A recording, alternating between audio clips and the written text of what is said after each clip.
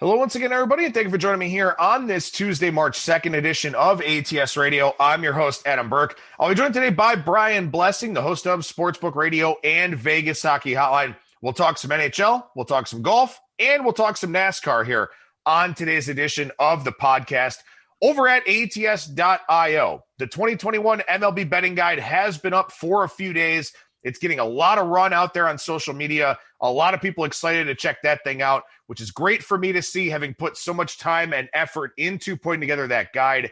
So read that over at ATS.io. There's a landing page with all of these team season previews. Then there's also pages with World Series, pennant, division futures, player futures stuff, a glossary of the stats that I use to handicap. And also, if you want, you can get that in a full PDF form on my Twitter page at Skating Tripods, or you can email me, skatingtripods@gmail.com. But that's not all that we have going on over at the website right now. Got a preview up this morning of the Pennzoil 400, this week's NASCAR race in Las Vegas.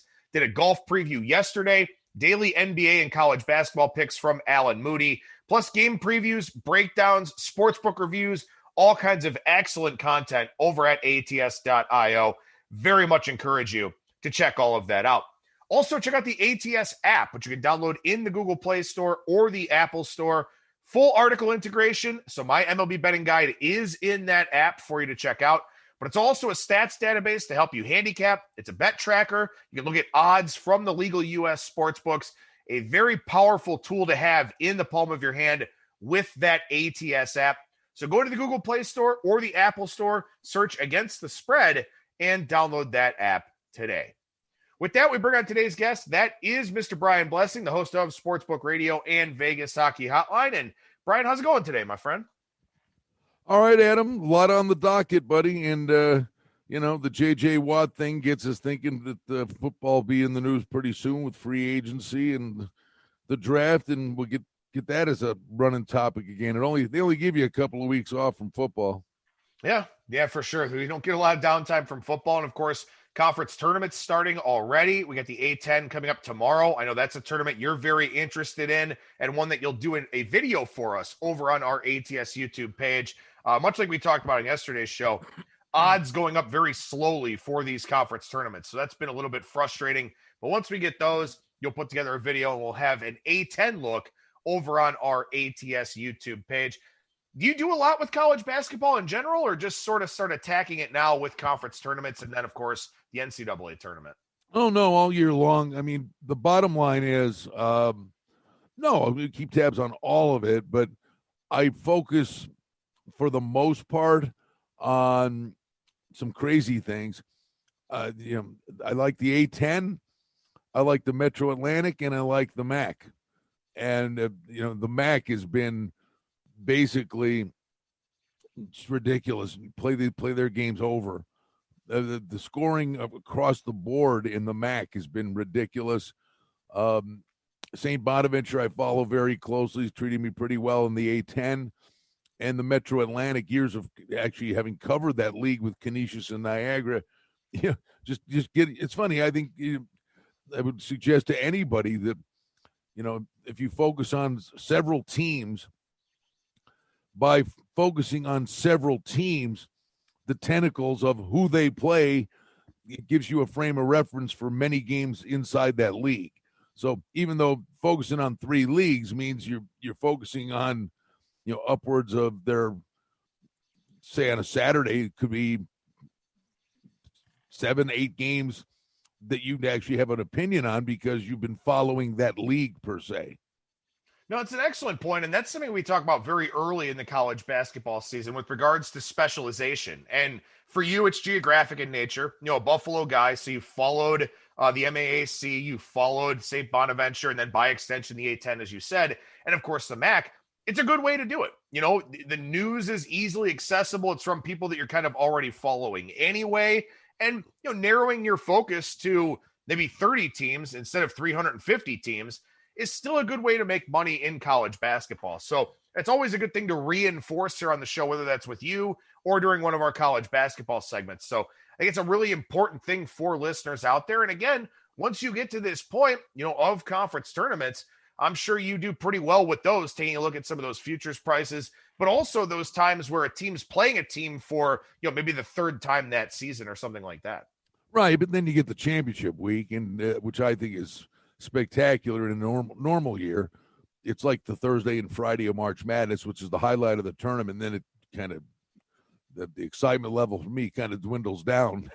I love the David versus Goliath aspect of it, but that one and done kind of thing. But you also then you get to the championship week, and you get teams that are cornered rats. They're facing elimination. You're going to get their level best shot. Some teams run for the bus. Some teams, cover and lose, and that's the end of it. Sometimes you get the upset, and they go on a little tootsie roll. So championship week's great. And then that brings more teams into the equation, because now you're watching that conference tournament, which is on display on television, and all of a sudden you spot something in, one of the early round games that gets you something that could get you 2 or 3 games during the run of a conference tournament. Yeah, no, excellent point there. Definitely something for us to follow as these conference tournaments move along. And as I said, you'll be doing some conference tournament preview videos for us over on our ATS YouTube page. Look out coming up this weekend for the major conferences from Brian. ACC, Big 10, Big 12, Pac-12, and SEC. Should have some coverage of those here coming up this weekend over on our YouTube page.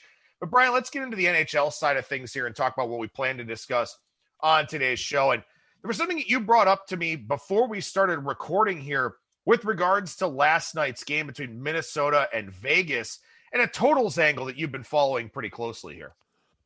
Well, all year long, said there are about 5 or 6. There are many tried and true angles in the NHL. Then there's this year where there are some new ones that we thought would work, that have worked for the most part. They're not perfect.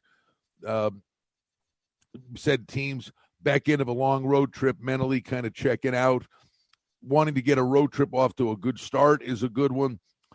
And when teams face each other at the start of a new series, over in the first game, under in the second game, they're playing these back-to-back games. But then there was one that at this late stage of the year, it was the first time that Vegas and Minnesota had played at all. First meeting of the year. And, oh, by the way, it was the first game that would have fans in the building with 2,600 fans, which meant the Golden Knights were going to be all jacked up, and that Minnesota was on a 6-game winning streak, and they were going to be all jacked up, and the crowd would help. And the total was 5.5. I thought the total should have been, and Fleury's playing great, but I thought the total should have been 6. It was 5.5. Well, it's nothing after 1. And then in the second period, it was like an explosion. It was 4-2 after 2. The game ends up being 5-4. So if that rule of thumb holds true, they went for it and they got after it. Now they know each other, and the next game, and both goalies are. I think maybe Minnesota may change their goalie, but I think teams make adjustments once they get to know each other, and the game, albeit there's a lot of skill out there, but I think the game would tighten up. And then the odds are, you got a total of 5.5 in the first game. Thought that the total should have been 6 or 6.5 in the first game. Now the result of the game was 5-4. They'll probably make the total for the second game 6, and the next game's probably going to be like a 3-1, 3-2 kind of game.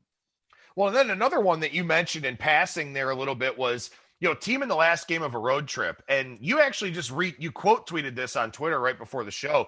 The Flames and the Senators. And the Flames during the warm-up before the game, and obviously, this was in the highlight package, so it's not something that we were privy to before the game was actually played. But Calgary just kind of floating around, just doing stupid shit during the warm-up.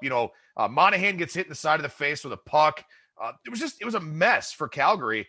And then they went out and lost 5-1 in the last game of a 6-game road trip. And that was another one of those angles, too, where, the Senators in the previous game, and they had played 3 straight here.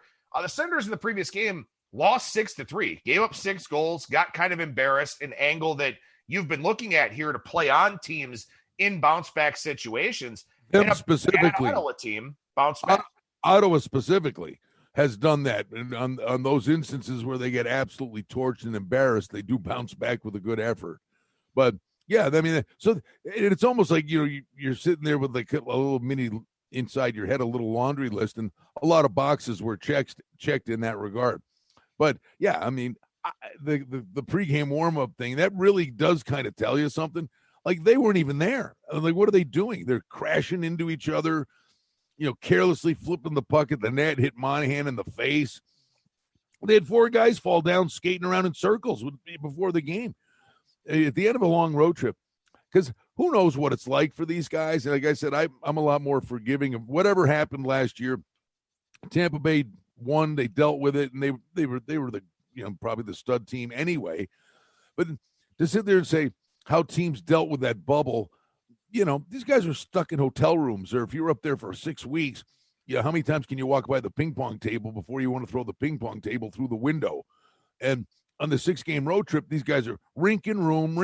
They can't go anywhere. They can't even go to another player's room. The Capitals tried that, and it was a disaster. So, like, mentally, after a 4, I put the number 4 on it, but anything beyond that, a 5 or a 6-game road trip or even longer, the last game of the road trip, those guys' head is on the bus and the plane. I mean, they are out of there. They want to get home to their family. And it happened last night. I mean, and, we're citing that it happened last night. I will tell you it's happened a dozen times already. Yeah, I think it's definitely something you absolutely want to factor into the equation. And we'll talk about Tuesday night's card here in a second. But just looking at one spot specifically here, I mean, Colorado losing 6-2 to San Jose last night. You've got to think on Wednesday you get Colorado's best foot forward. So you'd be laying a pretty heavy number in that game. They were over a $2 favorite on Monday night against San Jose. They'll be in that same range, I would presume, on Wednesday. But you've got to think Colorado, after losing 6-2 on Monday, they're probably going to put forth a good effort, maybe a first period puck line or something like that here on Wednesday. The one thing about Colorado, I still think they're the team that can win the cup. But there's one problem with Colorado that always seems to be the case here. They're by far the fastest team in the league, but they get beat up. And if they're healthy, I think they're the team. But they've been dealing with a rash of injuries. And they also had a letdown. They had the 4-game set with Vegas and the outdoor game. They lost the last game of that series, and Vegas really kind of circled the wagons, didn't want to go 1-3 in that 4-game set. But then after that 4-game set with Vegas, they lost 6-2 to Minnesota. Then they got their act together against Arizona and then stubbed their toe in this San Jose thing. Makar's still hurt.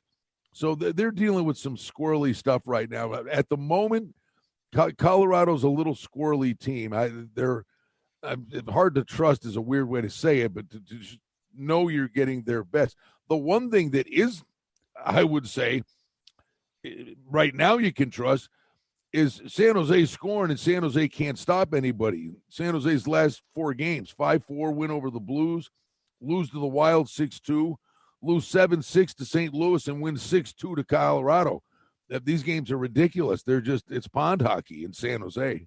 Yeah, and Colorado was up 2-0 last night, gave up 6 unanswered. And maybe that's a live betting angle too here, where when something kind of turns a little bit in these games, you have another game coming up against that team, or maybe it's one of the other factors that we've talked about previously of last game of a road trip, something like that, where when a team gets behind, if they're behind by a couple of goals going into the third period, you may not see that kind of effort level. And this was a 2-2 game after 2, but it was obvious that the game had flipped. San Jose puts a 4 spot up in the third period.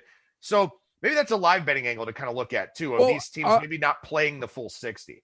I think, if you've got the wherewithal to do that, that's the way to sit there and monitor, who's laying $1.90 or $2 in a hockey game when there's a dozen games and there's all these opportunities on the board.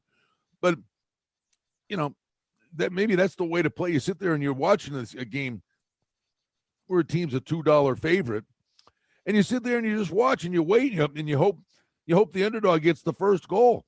And then you bet the team in game. Yeah, they're down a goal, but you're laying maybe you're laying 20 cents at that point. And maybe the 2-goal lead in hockey is seen a lot of teams come back from 2 goals, down 2 goals.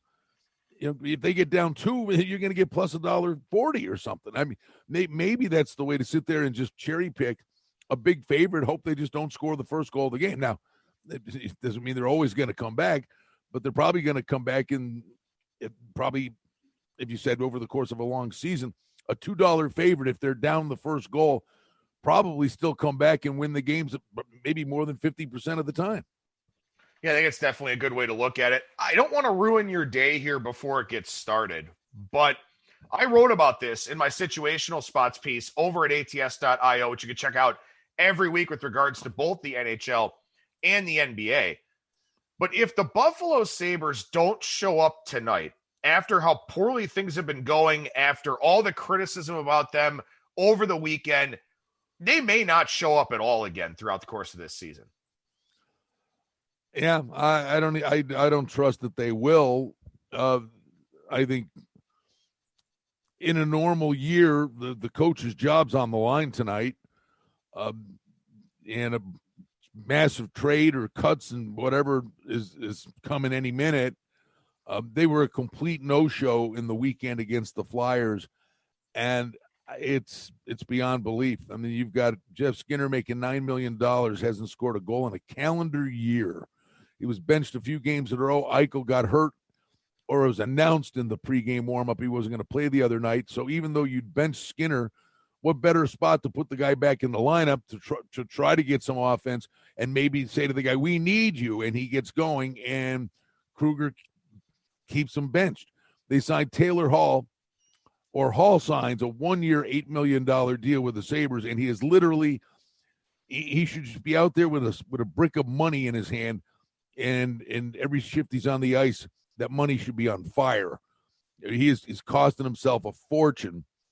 These guys have run for the bus. It's brutal. They needed to upgrade their goaltenders. Olmark is good. He's okay. Now he's hurt. It's an unmitigated disaster. It's sickening. The fans have washed their hands of it, and it's one of the most passionate fan bases in all of sports. I mean, I can't help myself. I'll probably watch it, but the Sabres game on the weekend got in the way of a perfectly good golf tournament and a car race. Well, I mean, this is a city where, I've heard season ticket holder retention rates well up in the 90% range. And I'm a Sabres fan. We've talked about this on the show before. I don't know why I'm still a Sabres fan, but I am. And I still follow this team very closely. And, it's been painful from afar. I'm sure it's even more painful up close. And you get the Rangers tonight, not a great team by any means. And then on Thursday, they actually start a run of 3 straight games against the New York Islanders, who have already kicked their ass multiple times this season. I think they've got, 2 shutouts against Buffalo. They've just dominated the Sabres. So if they don't show up tonight, and then they roll over and die again this weekend against the Islanders, I mean, this team is absolutely toxic, and I don't think you could bet on them at all whatsoever the rest of this season. No, and I don't think you run into the window to bet the side in any way, shape, or form. The one thing I would say, if they show up, they can't score 5-on-5, which is utterly beyond belief. There's more than enough offense there, but they do have the top power play in the league, which is true. They throw it around on a string, and Olofsson has got one of the best one-timers in the league on the power play. Hutton's going to be the goalie, and he's sketchy at best. They're making the total 5.5 in the game, just on the premise that Buffalo could get some power play goals. I think if they show up, can a scoreless streak go 3 games in a row? I guess it could, but I'd probably play over 5.5 in the game if they show up with any ounce of professional pride or trying to keep their job. I think they can score tonight, but they probably can't stop the other side. I like the over in the game. It's a fairly big card tonight in the NHL. I think there's 8 games this evening. Anything else on the betting board that you're taking a look at for tonight? Back-to-back nights.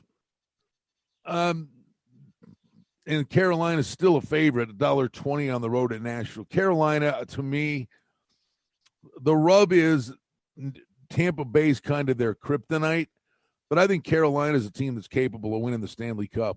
And I'm kind of like Carolina, even though they had to play last night. Great game against Florida, and Florida continues to play well. Carolina tied it late. I think goalie was pulled. They tied it and then won it on a beautiful goal by Nekas in overtime. I kind of like Carolina to go into Nashville and get the win in that game. And let's double check on the back-to-back nights. You're looking at Reimer versus Rene. I think it could be a sneaky, weird game. First game of a new set that I think Carolina and the over, kind of like that. All right. Looks good to me. Sounds good to me. Let's transition over to the golf side of things here then and head down to Florida to the Arnold Palmer Invitational at Bay Hill. And, last week, exceptional field for the WGC event. We talked about it here on the show. Colin Morikawa was in the 45-1 range. You don't see Morikawa at that price. Of course, he goes and wins the tournament, so we may never see Morikawa at that price again. But last week, we had a phenomenal field for the WGC event. This week's field is good, but not great. You got the Players' Championship coming up next week. Guys kind of hesitant to play a lot of events in short order here with the Masters and, sort of the major schedule coming up here a little bit. We do have Rory here. He's your plus 850 favorite.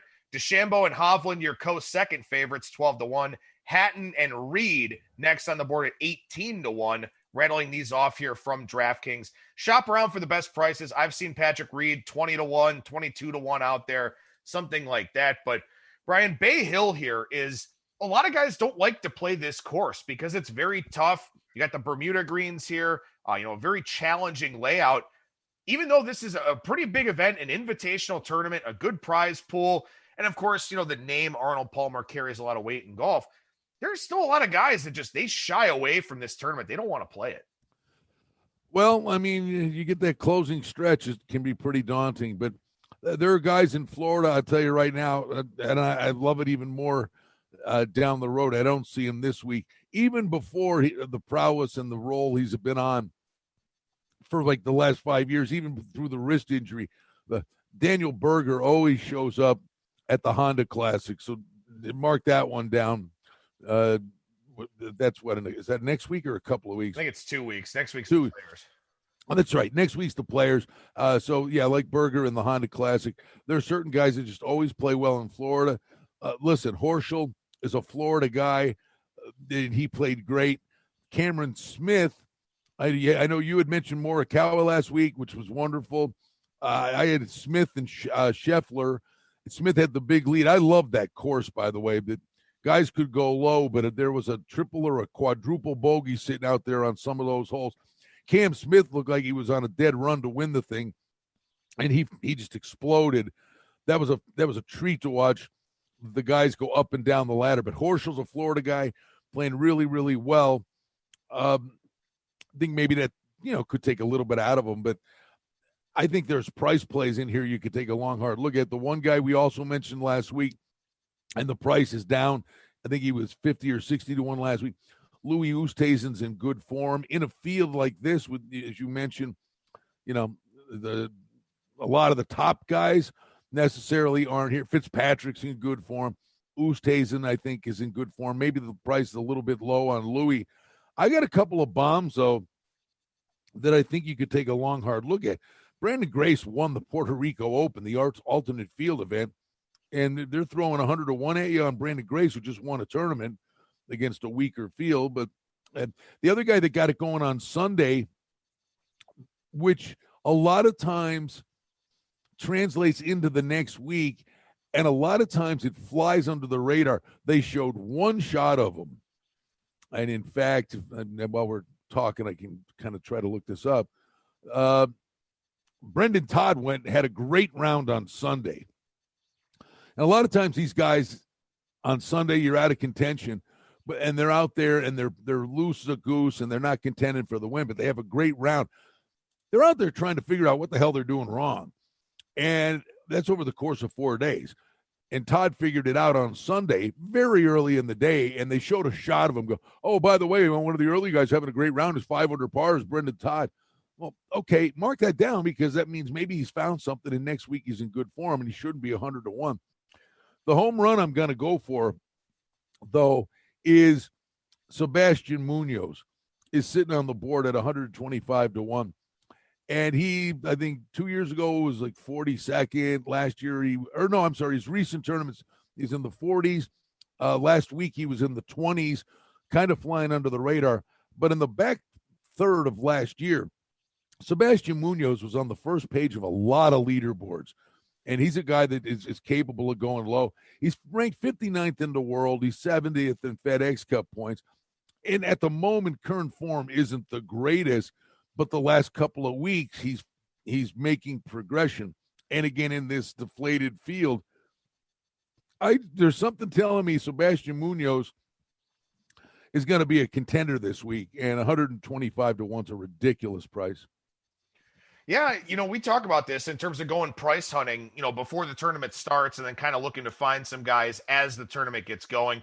I will say, of the short prices, I do like Patrick Reed this week. Patrick Reed really well in birdie or better percentage on par fours, and that's important here because a lot of these par fours at Bay Hill, par is a good score.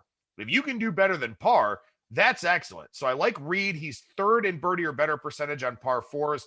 Couple top 15 finishes in his 3 starts here. Second in strokes gained putting. That'll be very important this week. So Reed is one of the short price guys that I do like here for this week's tournament.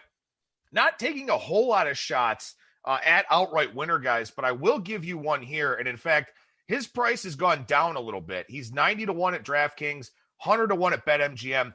Emiliano Grillo is a guy that I like here this week. He's in decent form. He's played relatively well here.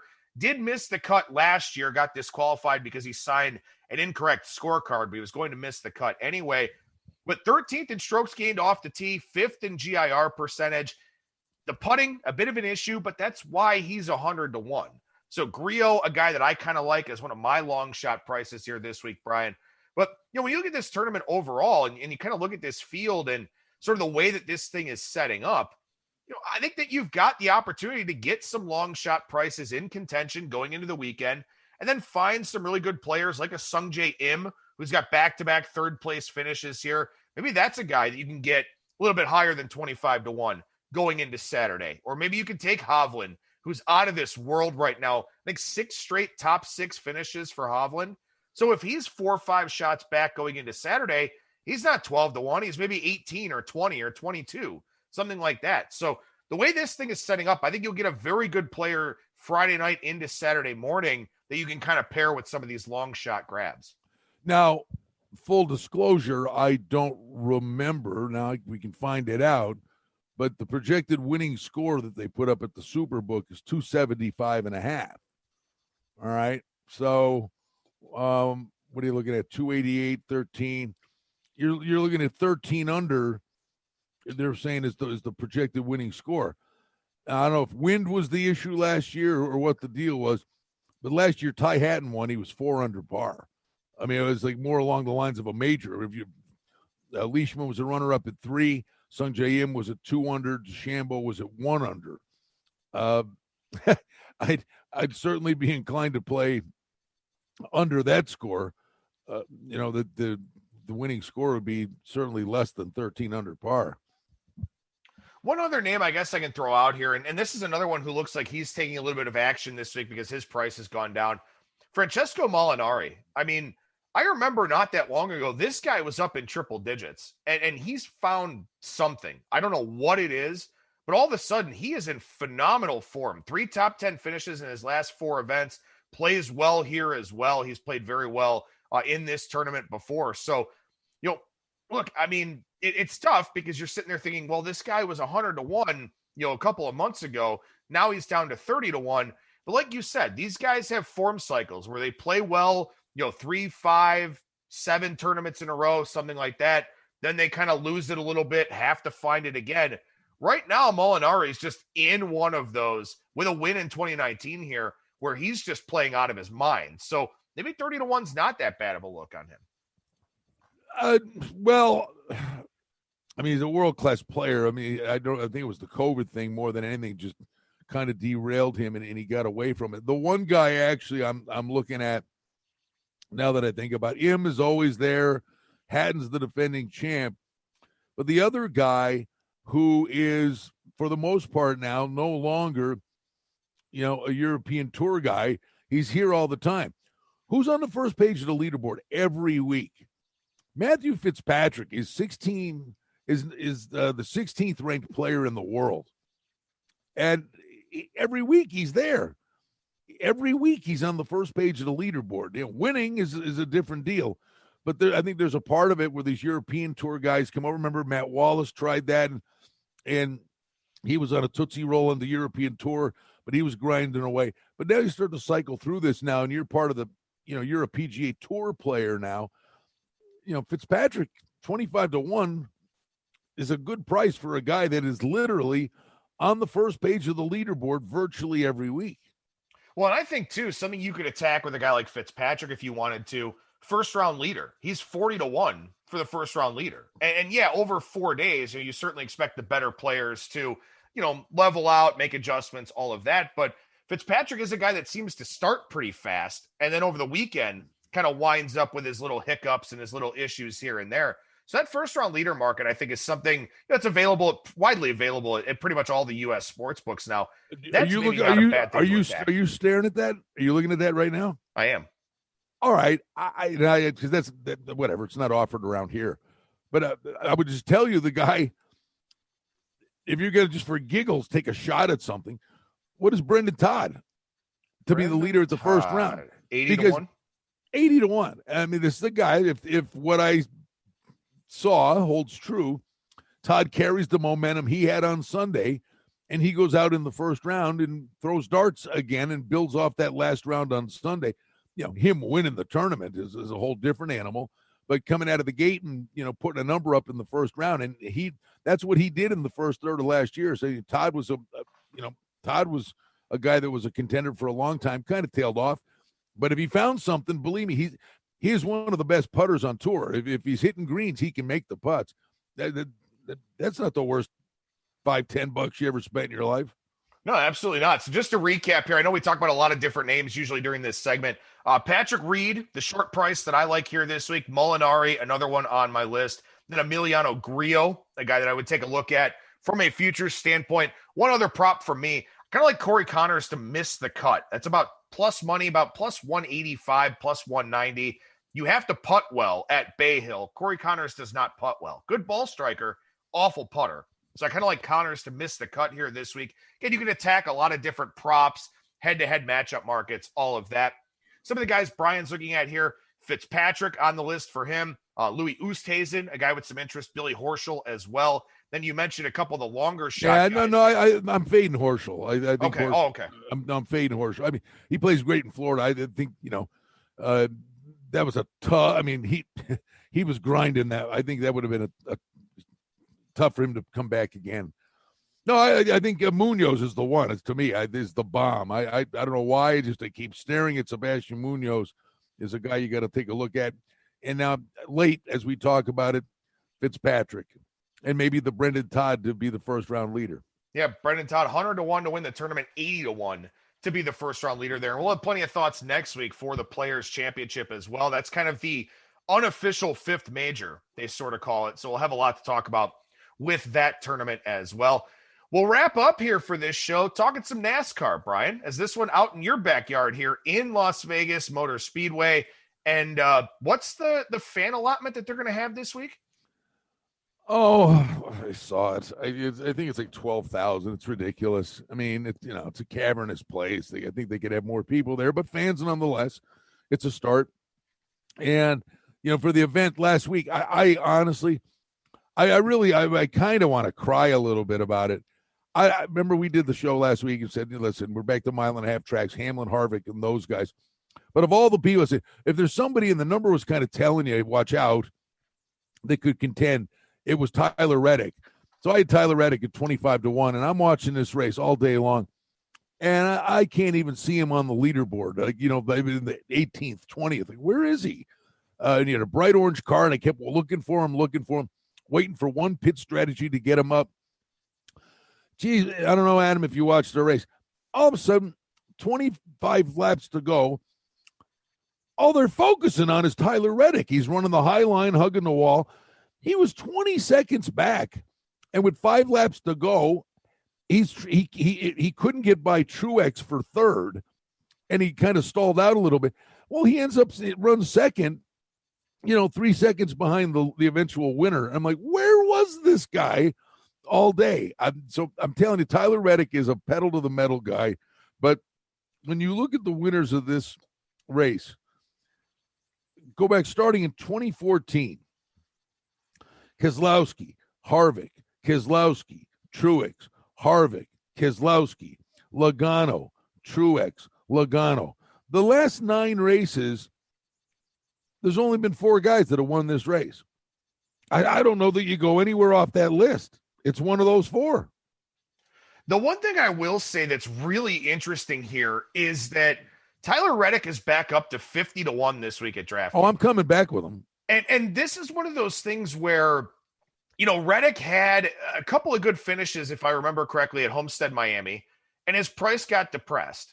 And because he hasn't done anything really at Vegas in the, you know, limited appearances that he's had, his price suddenly goes back up, even though clearly he had a good car last week. So that's something that's really interesting to me is, you know, like we talk about all the time with golf, about course form versus recent form and you know, all of that. We know there are some guys that just fare better on certain tracks. Maybe it's the distance, maybe it's the racing line, the surface. Who knows? Maybe they just feel comfortable there. But like, there's no reason that Reddick was 20-1, something like that, 20 or 25-1 last week, and now he's 50-1. Like, he ran second. Why? I don't know. You want an answer? I don't know. But the number last week was telling you he had a live car. And what would be the massive difference last week to this week? I think you spread it out. You look at the prices on these 4 guys that I said have won the last 9 races. But clearly, if you're looking at a guy, I think Tyler Reddick's going to win a race this year. That's what I said to you last week. And, you know, I'm literally begging. I'm watching. My wife happens to walk in. It's the last 10 laps. And I go, how many times have I lost a race where I've got the guy winning a race and a yellow comes out? You know, just once can I get the yellow flag and win the race? Because if the yellow flag came out, Tyler Reddick's going to win the race. And they just go around for, you know, the next 15 minutes like a parade through town. If you got paid for getting guys that finish second in NASCAR or golf, I mean, you're a very wealthy man. Well, I hate to bring that up, but it's a weekly thing for you. It's unbelievable. It is unbelievable. But the thing is, thankfully, Vegas is about to offer by the end of the year. I've been begging for this for a decade. They're going to start doing the top 5 in golf. You know, so for argument's sake, what could happen is Sebastian Munoz is a co-leader after the 3rd round, or he's 3 back or whatever, and he comes right there and he bogeys 16 and falters, and Sebastian Munoz finishes 4th. Well, he's 125-1.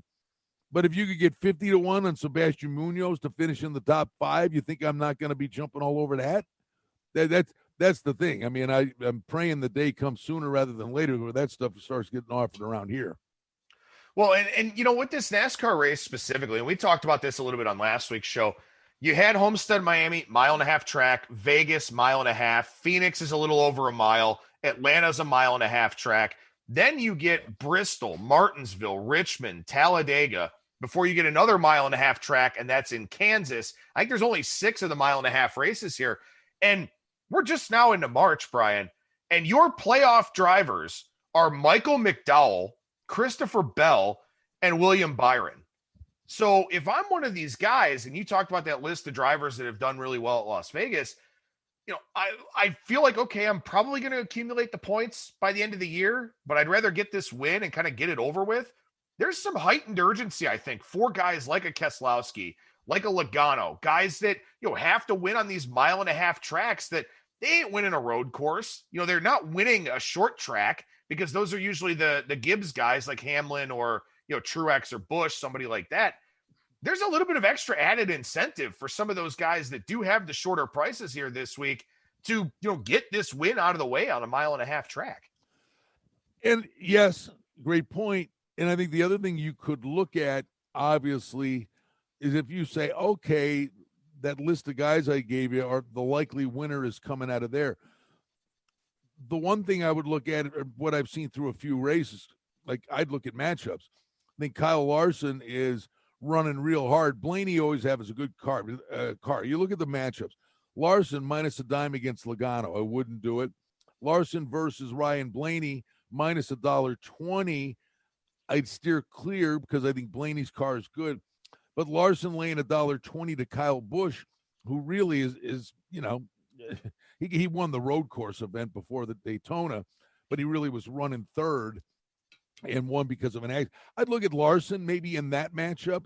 But the other one, and maybe this is playing with fire, but Hamlin and Truex have run pretty well here in the first few races. At least they've been pretty prominent. The one guy that's been eerily absent has been Kevin Harvick. Now, Harvick's $1.30 against Elliott. Harvick's $1.30 against Truex. And Harvick is $1.30 against Hamlin. So the odds makers are telling you Harvick's the car this week, but I am not so sure. I'm wondering if you go against, I'll say this, and Harvick will probably win the race, but but through the first three races, something's just been amiss with Kevin Harvick. Yeah, I mean, he's got 3 top 6 finishes, but he's not really been in position to do a whole lot. I mean, he only has 15 stage points. He's second in points, but only 15 stage points.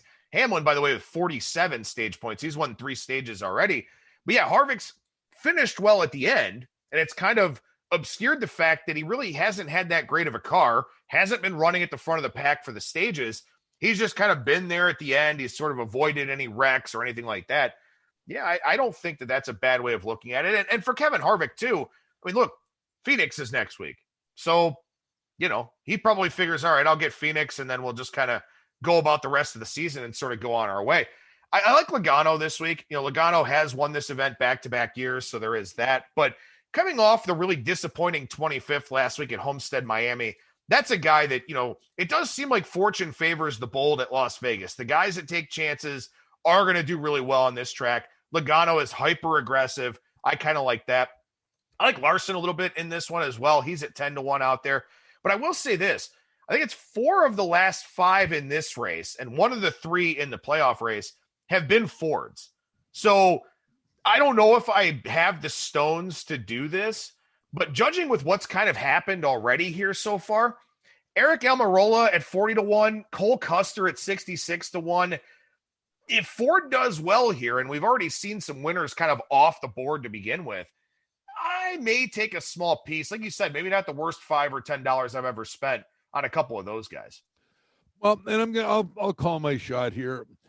I think he's really aggressive, and I still think he's got a stone in his shoe from Daytona. I'll call my shot here. Of the contenders, I'm going to go with Keselowski at 10-1. I think he's running hard right now, and he's had past success here, and he's got a good car every week. I'm going to take a shot with Keselowski. Would be my small piece of Reddick just in case, but Harvick, Keselowski will be my guy. I guess the last thing I'll ask here is, we talked about this, that they added some road courses. They got a dirt race coming up at Bristol here after the race in Atlanta. They've done a lot of things to sort of, I guess, for lack of a better term, increase the drama, kind of create a little bit more parity here in NASCAR, where, again, there was a set of 3 drivers last year. I think Hamlin, Harvick, and Elliott won 16 of the 26 regular season races or something like, or 16 of the 36 races, something like that. They've gotten what they want. I mean, they haven't had the household names win the races in McDowell, Bell, and Byron, but it's been chaotic. It's been, fun to watch, fun to follow. And yes, this is exactly what they were hoping to achieve. And I'm curious to see how it kind of goes moving forward, especially because, Jimmy Johnson retired, Clint Boyer retired. Some of these guys are kind of aging out now a little bit, where Kyle Busch, maybe he won't be around that much longer. Hamlin's in his 40s. Harvick, same thing. Bell and Byron getting wins is kind of that next wave of NASCAR drivers. It's a good start for the circuit as a whole, I think. Last year, when you think about it, it was boring. It was Harvick and Hamlin every week.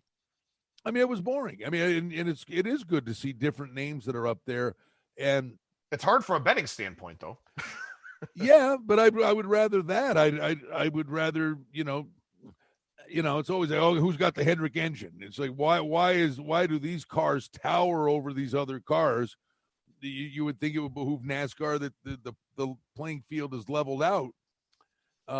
Where you love the restrictor plate races because God knows what could happen. I mean, wouldn't that be nice if that was the case in all the 1.5 mile tracks? I mean, it's not reality. It's not going to happen. I think you whittle it down to 6 or 7 guys that can realistically win, unless there's a big accident or someone does some quirky goofball. Well, that's how the Custer kid won his race last year, right? With an alternate pit strategy and something goofy and a green-white checker, and he held him off. Yeah, I don't know. It's been fun. Like I said, from a betting standpoint, it's a real challenge in terms of trying to pick winners right now. But like you said, you attack the matchups, you attack the group play, you find different alternative ways of betting this thing. And I don't think it's offered in Vegas. If it's not offered for golf, it's not going to be offered for NASCAR. But in the legal U.S. marketplace, you can bet top fives, and you can bet some top. I think it's top 3 and top 5 from a prop standpoint with these drivers. So those are always options here too. And that's the nice thing is, we've got a lot of different sets of odds out there, not only to shop around for the best prices, but also to bet these things in an alternative way where, you do make something if your guy finishes second. Well, they offer these group matchups as well. I'm saying, okay, I'm taking a shot. I think Keselowski among the crew of the Harvick, Hamlin, Truex crew, Keselowski's not even in that group. I mean, the guy he's going against is Logano. It's Keselowski in a group matchup against Larson, Logano, and Kyle Busch is plus 265. I'll definitely take a chunk of that. What's wrong with it? I mean, we'll sit there and everybody goes, oh, man, I had that football team, I had them on the money line. Right? They're plus 265. You think you're Einstein, right? It's like the horse racing mentality. Horse is 8-5. And people, well, I'm going to try to beat him. Why? You bet on 110 to win 100 in a football game that's -3. That's a coin flip, but you're sitting there trying to beat a horse that's a plus money when you know he can win. Well, you've got a couple shows coming up this afternoon, Sportsbook Radio being one of them, and I will join you for a shorter segment today than what we usually do on Tuesdays. You also have Vegas Hockey Hotline, and I would presume during today's show, it may come up that Sidney Crosby, some breaking news here while we were recording the show, Sidney Crosby on the COVID protocol list for the Pittsburgh Penguins will not play tonight against the Flyers. Well, there you go, man. This is the world we live in. And by the way, we talked on a Monday or Tuesday when we taped that week. I was saying it prior to that the sun's going to be a factor in Lake Tahoe. Like they didn't even think it was going to be anything, and it sent the whole thing upside down. I'm sitting here. I'm telling you, Adam, the clock's ticking. No one's saying anything about this down the road. What happens when you get to the playoffs and all of a sudden, okay, you play out of the North Division and Edmonton wins the North? What's going to happen then? Has anybody talked about this? I mean, what is going to happen then? If you can't cross the border and say they're playing Vegas or Colorado, they're going to come. What are they going to do? Play all 7 games in Vegas where fans are down here? It's not fair to them. Then are they going to throw a neutral site rink up? What's going to happen with the Canadian teams? We still got a little time, but not a lot of time, and no one's talking about what happens when you get to the playoffs and Canada finally has that team that's in the semifinals. Where the hell are they going to play? Yeah, I don't know. Definitely a lot of questions to answer on the NHL side for sure. I think we answered some of the questions, at least as far as tonight and tomorrow's cards go, while also talking about golf and NASCAR here on the show with Brian Blessing. Again, the host of Sportsbook Radio and Vegas Hockey Hotline. And what's the best way for people to find those 2 shows, Brian? Probably the most simplistic way, Adam, is at Brian Blessing. We get all the links out for you. But we're on Sirius Channel 204, the Sports Grid Radio Network, from 2 to 4 Eastern. You'll be on with hour number 1. Vinny Magliulo will be with us. Hour number 2, Tony Neville will be part of the fun. So we get the odds makers, sportsbook directors, and guys on the other side of the counter, too. It's always good fun. And we do Vegas Hockey Hotline. If you're a hockey fan, I think you'll enjoy the show. We have great guests from around the hockey world. That's at 1 Pacific, KSHP.com. And we do all kinds of stuff. If you're into the hockey, do a fun hockey betting podcast with Cam Stewart, who's hysterical. We really do dive into it. I love doing this with you. Have so much fun with him as well. And you can get that, thehockeybettingpodcast.ca. Invite you to check that out. But all of it's basically available on Twitter at Brian Blessing. Well, make sure you check out our ATS YouTube page as well. Some videos coming from Brian for this week. And then also coming up here on Sunday, some videos for some college basketball conference tournaments. Brian, always a pleasure, man. Thank you so much for joining me. Really appreciate it. We'll talk to you again here on the show next week. All right, but well, I'll talk to you later this morning. Yeah, absolutely. That's right. You definitely will. There you go. There's Brian Blessing. And make sure you follow him on Twitter at Brian Blessing. Great segment there. Always a lot of fun chatting with him. Coming up on Wednesday, we'll talk some college basketball, some conference tournaments, some Big Ten regular season, and take a look at the UFC card with Kiev O'Neill from the Odds Breakers. Should be a lot of fun chatting with him as well. That'll do it for me. Thank you so much for listening, everybody, and I will talk to you again tomorrow.